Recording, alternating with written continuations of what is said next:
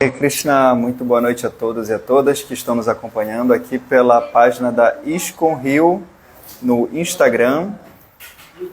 Vamos dar continuidade à nossa leitura da Bhagavad Gita. Hoje nós iremos ler o verso de número 2 do primeiro capítulo, que é intitulado Observando os Exércitos, ok? Então estamos no começo da Bhagavad Gita. Nós lemos toda a introdução, foi uma leitura assim, bastante extensa, porque a introdução de Prabhupada é muito extensa. Aí a Krishnamayi fez a leitura do primeiro verso, ela levou também alguns dias para poder ler, só que agora o verso 2, acredito que vai ser bem curto. Mas antes, gostaria de dar um alô aqui para a galera que está chegando. Nós temos aqui a Sheila Macioli, Hare Krishna. Temos o Ed Matos da Silva, eu acho que é Joane ou Juane, não sei. E Gui Silva também, personal. Sejam todos muito bem-vindos e bem-vindas. Então vamos lá. Antes de começar, repitam por favor. Om Namo Bhagavate Vasudevaya. Om Namo Bhagavate Vasudevaya. Om Namo Bhagavate Vasudevaya.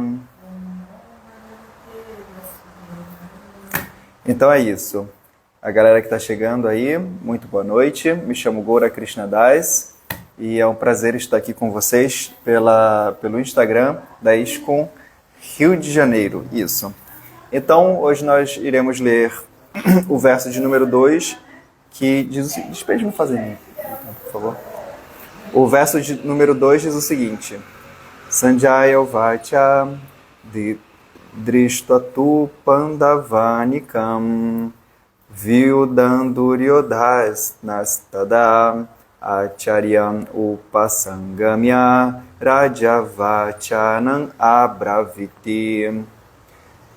A tradução diz o seguinte: Sanjaya disse: ó rei, após observar o exército disposto em formação militar pelos filhos de Pandu, o rei Duryodhana foi até seu preceptor e falou as seguintes palavras. Como nós sabemos, né, ontem, na verdade, o verso anterior começa com Dhritarashtra, né, que é o pai de Duryodhana. Dhritarashtra estava conversando com Sanjaya, que é seu secretário, porque, como nós sabemos, Dhritarashtra é o rei cego, e Sanjaya ele estava narrando a batalha, estava narrando a guerra de Kurukshetra para seu senhor, né, para Dhritarashtra. Então, Dhritarashtra perguntou o que fizeram os seus próprios filhos e os filhos do seu irmão Pandu no local chamado Kurukshetra.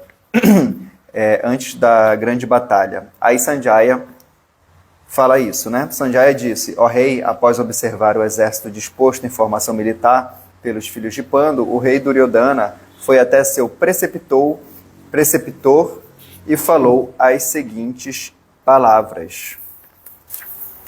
O significado diz o seguinte: Dhritarashtra era cego de nascença. Infelizmente, era também privado de visão espiritual.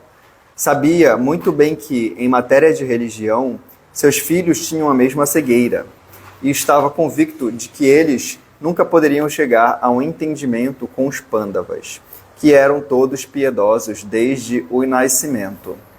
No entanto, sobre ele pairavam dúvidas relacionadas com a influência do lugar de peregrinação, e Sanjaya podia compreender qual o motivo que o impelia a perguntar sobre a situação que reinava no campo de batalha.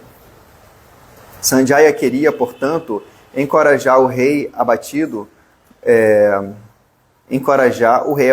motivo pelo qual assegurou que seus filhos não se deixariam influenciar pelo lugar sagrado e evitariam fazer qualquer espécie de acordo. Por conseguinte, Sanjaya informou ao rei que seu filho Duryodhana, após ver a formação militar dos Pandavas, imediatamente foi ter com o comandante-chefe Dronacharya, para cientificá-lo da verdadeira situação. Embora seja mencionado como rei, Duryodhana precisou dirigir-se ao comandante por causa da seriedade da situação. Ele era, portanto, muito apto a ser um político. Mas a impostura diplomática de Duryodhana não pôde ocultar o medo que ele sentiu ao ver a formação militar dos Pandavas. Shila Prabhupada aqui, Jai. Om Gyanati Mirandasya Gyananjana Shalakaya Chakshum Militanjena Tasmai Shri Gurave Namaha Namo Vishnu Paraya Krishna Prashtavutale Shrimate Chandramukha Swamiti Namne Namo Vishnu Paraya Krishna Prashtavutale Shrimate Bhakti Vedanta Swamiti Namne. Então, repetindo aqui a tradução do verso, Sanjaya disse: ó rei, após observar o exército disposto em formação militar pelos filhos de Pandu, o rei Duryodhana foi até seu preceptor e falou as seguintes palavras. Então é isso, né? Aqui,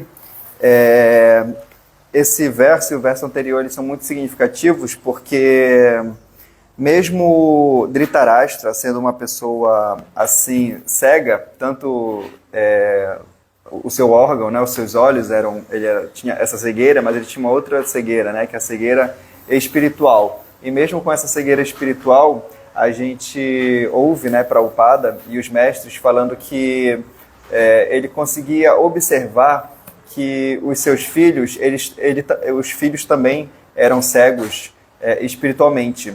E isso era um grande problema para ele, porque o ambiente, né, o local o local, né, chamado de Kurukshetra, era um local espiritual mesmo, né, um local de peregrinação.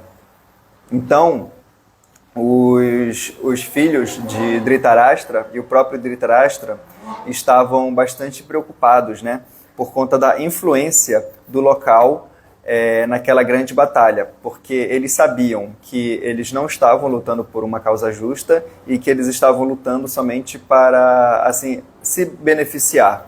Então, o local chamado de Kurukshetra, ele é muito importante, né?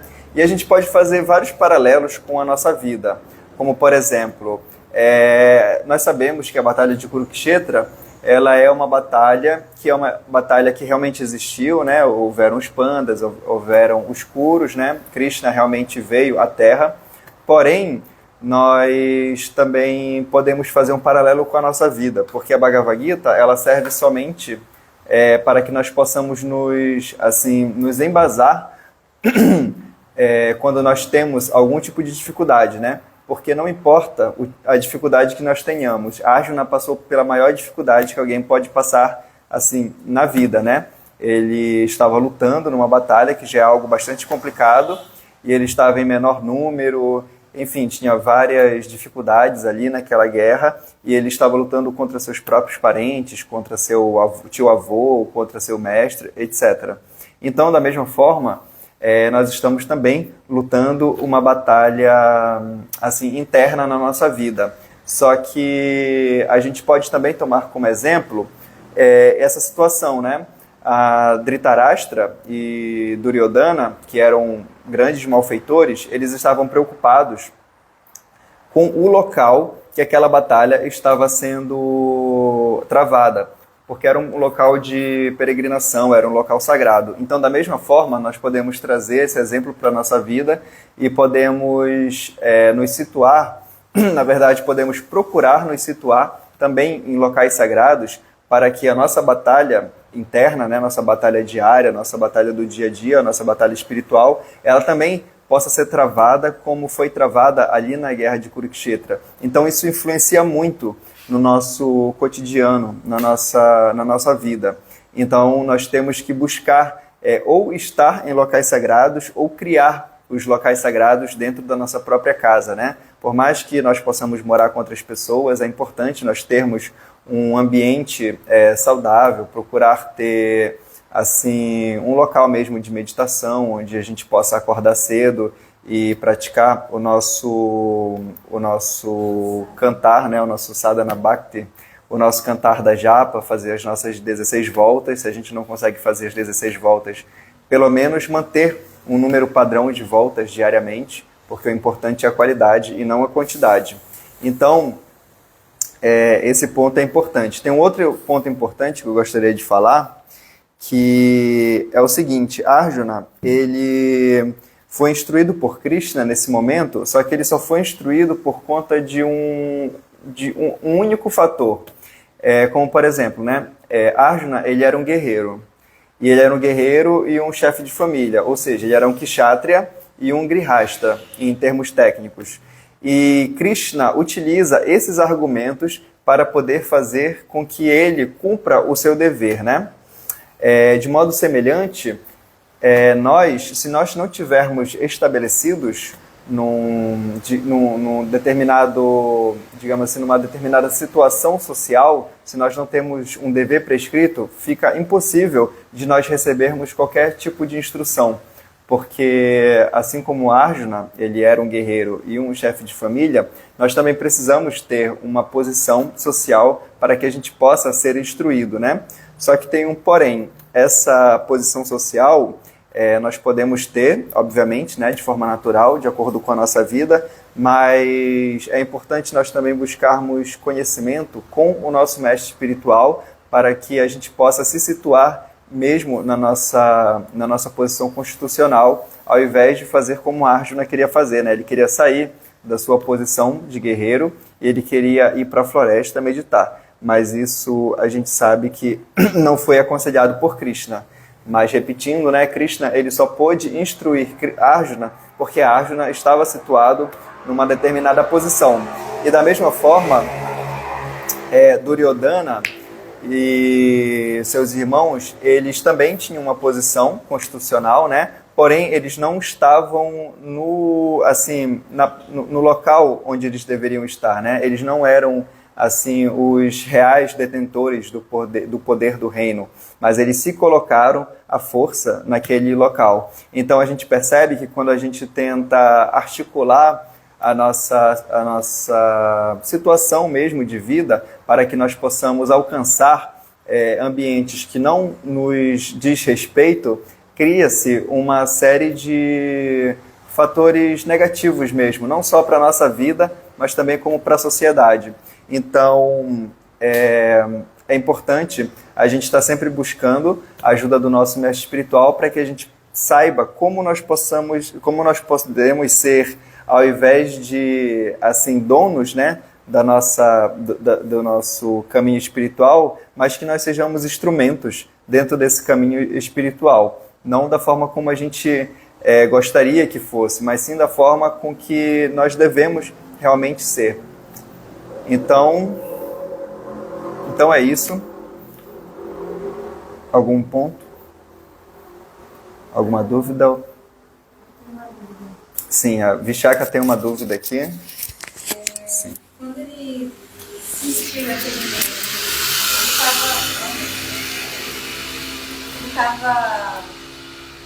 o medo dele era realmente causado por ele, assim... O medo de quem, desculpa? De Arjuna. Sim. Quando ele ficou com medo, assim, na guerra, na batalha de Kurukshetra. Aquele medo, porque dizem que o devoto não sente medo, porque ele está protegido, né? Mas aqui ele não era um devoto até ele pedir abrigo, ou ele já era, porque ele já era, né? Então, a Vraja Gopi perguntou sobre a situação de Arjuna, né?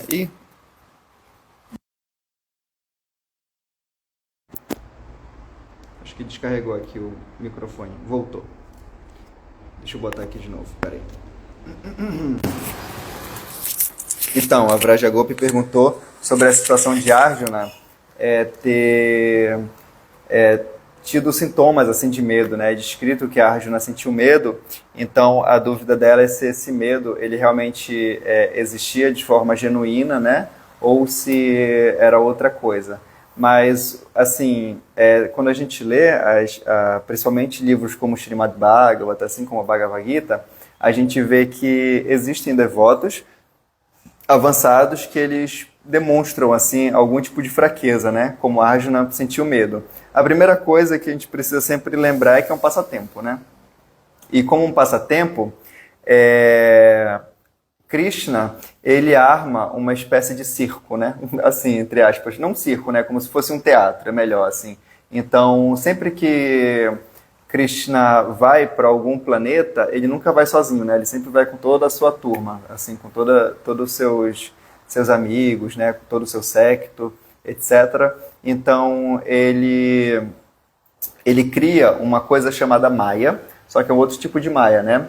Porque a gente conhece a Maya, a ilusão, chamada tecnicamente de Mahamaya, que é a ilusão material. Mas existe a Yoga Maya, né? Yoga Maya é a ilusão espiritual. Por isso que a mãe Yashoda, ela consegue cuidar de Krishna, né? Porque que, assim, se ela soubesse que Krishna é Krishna, ela não ia conseguir cuidar dele, né? Ela ia ficar muito, assim, num nível assim tão absurdo, né? De entender que está ali com Krishna, que ela não conseguiria cumprir com o seu dever. Da mesma forma, Arjuna, ele foi colocado naquela situação, numa situação de esquecimento, mas para poder cumprir aquele papel no teatro de Krishna. Então, todos os lugares que Krishna vai e leva as mesmas pessoas, e vai fazendo, né, essas atividades para que a gente possa tomar como exemplo. Como, por exemplo, né? Mas o medo. Sim. O medo. Porque eu quero me Tá. embalar a Arjuna, né? Que Tá. A gente, quando sente medo, não... Exatamente, é diferente, né? O medo de Yoga Maya, que a Arjuna sente, é diferente do medo de Mahamaya, que nós sentimos, entendeu? São dois medos, mas cada um está envolto de um tipo diferente de ilusão. Assim, Arjuna estava iludido, só que ele não se colocou na ilusão, ele foi colocado por Krishna. E nós não fomos colocados aqui por Krishna, a gente que se coloca. Entende? Essa é a diferença entre ser colocado e se colocar. Entendeu? Agora sim, entendeu. Exatamente. Por isso que tem todas essas histórias, né? Para que a gente possa tomar como exemplo. Só um momento, né? Tipo assim, tem uma... Deixa eu ver se tá ligado. Acho que acabou a bateria aqui. Como, por exemplo, né? Tem a novela do Mahabharata, que é muito legal, inclusive, e tem várias situações que vão mostrando, né, como que os Pandavas eles lidam com determinadas dificuldades, e isso serve para que a gente possa tomar realmente como exemplo na nossa vida. E se eles soubessem que Krishna é Deus e tudo mais, eles não fariam isso, né? Eles não ficariam fazendo esse tipo de atividades. Como, por exemplo, Shukadeva Goswami. Shukadeva Goswami, ele, um devoto puro, ele já sabia exatamente, né, que Krishna é Deus, ele sabe de tudo. Então, o que ele fazia? Ele só ficava vagando, assim, pela terra, assim, ele não cumpria um propósito, necessariamente falando, né? Ele não era um guerreiro, ele não era nada. Ele só é um devoto puro que estava aqui na terra esperando um momento só para fazer aquilo e ir embora, né? Que é narrar o Bhagavata. Então, é isso. Temos uma... Pra ver quem ele ia lutar, né? Sim. Mas também, por um lado, eu posso considerar assim que na nossa vida, então se a gente toma consciência com qual medo, criar uma batalha, né? Pra me curar e tipo assim, né? Porque é bem interessante esse pedido dele, né? De ver os seus opositores com quem ele vai lutar, né? Porque se eu não conheço com quem eu tô batalhando, assim, internamente também, né? Com meus problemas, assim, como que eu vou arrumar armas, defesas para... Muito bom. Essa pontuação da Madhavi, assim, bem interessante, né? Assim como Arjuna pediu para Krishna colocar a carruagem no meio dos dois exércitos, da mesma forma, né? De forma análoga, a gente também precisa saber com quem a gente está lutando, né? Para poder termos a visão, né? De quais armas usar. E isso é interessante, né? Porque o próprio Maharaj Dhanvantari, quando esteve aqui, há uns 2 meses atrás, ele falou bastante sobre isso, né? Ele deu um workshop justamente sobre esse tema. Um tema que mostra como é o progresso espiritual e dessa forma a gente pode utilizar isso para perceber em qual momento nós estamos, em qual luta que nós estamos batalhando e quais armas a gente pode utilizar para isso, né? É interessante, né? E ler, né, a Bhagavad Gita, ler o Srimad Bhagavatam, né, que dá instrução, está sempre dando informações ali de como que a gente pode avançar espiritualmente, né? Por isso que Krishna até fala, né? Armado com a espada do conhecimento, vença como é que ele fala? Esqueci como é esse verso, mas Krishna fala isso, né? Que Arjuna precisava se armar com a arma do conhecimento para poder vencer a fraqueza que nasceu do coração dele. Exatamente. Porque ele fala assim, você já sabe tudo, tipo assim, né? Mas você está esquecido, tipo assim, né? Exatamente. Então é isso, galera. Mais uma vez, mandar aqui um alô para quem está nos acompanhando pelo Instagram. Temos aqui o Bhaktadriano, Hare Krishna Bhaktadriano. Você não está acompanhando lá o Retirão do Bhagavata? Não sei se está tendo aula agora, né? Mas está rolando o Retirão do Bhagavata e pela... Ele está lá? Não, mas está tendo pelo YouTube, né? Ele foi iniciado? Ainda não. Então, assim, quem tiver interesse, quem puder, está tendo agora um retiro e vai ficar até o dia 14, né? Serão várias aulas durante o dia e vocês podem acompanhar lá pelo YouTube da Ecovila Govardhana. É só botar no YouTube Ecovila Govardhana, se inscrevam lá no canal e acompanhem todas as aulas, que com certeza vai ser bastante benéfico para todos nós, tá bom? Então é isso, muito obrigado a todos e a todas. Hare Krishna. Hare Krishna.